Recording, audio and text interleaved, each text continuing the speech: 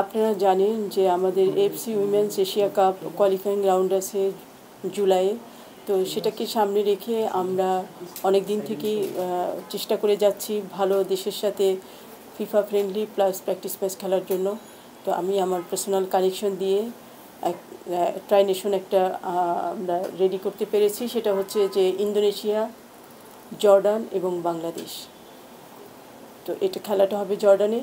এখানে আমরা 2টা ম্যাচ খেলবো। ফার্স্ট ম্যাচ হবে 31শে মে আর সেকেন্ড ম্যাচ হবে 3rd জুন। টিম এখান থেকে যাবে 27শে মে, কারণ আমি পিটারের সাথে একটু আগে বসেছিলাম।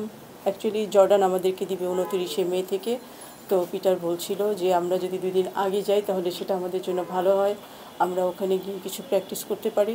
সেই কারণে কোচের সাথে কথা বলে আমরা ওইটা ডিসাইড করেছি যে আমরা 27 তারিখে পাঠাবো এখান থেকে টিম, এবং 3 দিন ওখানে ওরা প্র্যাকটিস করবে। দেন ওরা 31 মে ফার্স্ট ম্যাচ খেলবে এবং 3rd জুন ওরা সেকেন্ড ম্যাচ খেলবে এবং 4th জুন দেশে ফিরে আসবে।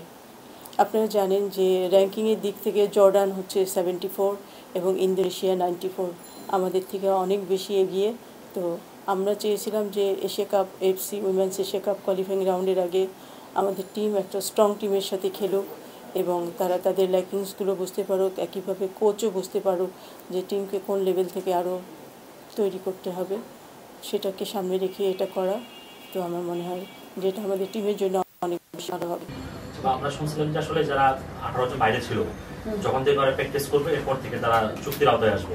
প্র্যাকটিস তো অলরেডি 8-10 দিন করে ফেলছে, সেই চুক্তিটা হয়েছে কিনা? চুক্তি হবে। আমি অলরেডি আমি আজকে এসে আমি নামগুলো অলরেডি জিএসকে পাঠিয়ে দিয়েছি এবং বলে দিয়েছি যে তাদের কন্ট্যাক্টগুলো করে ফেলবে। ভুটানে যারা আছে তাদের সাথে হবে না, ভুটানে যারা আছে তাদের সাথে হবে না, কারণ তারা যখন ফিরে আসবে তখন হবে।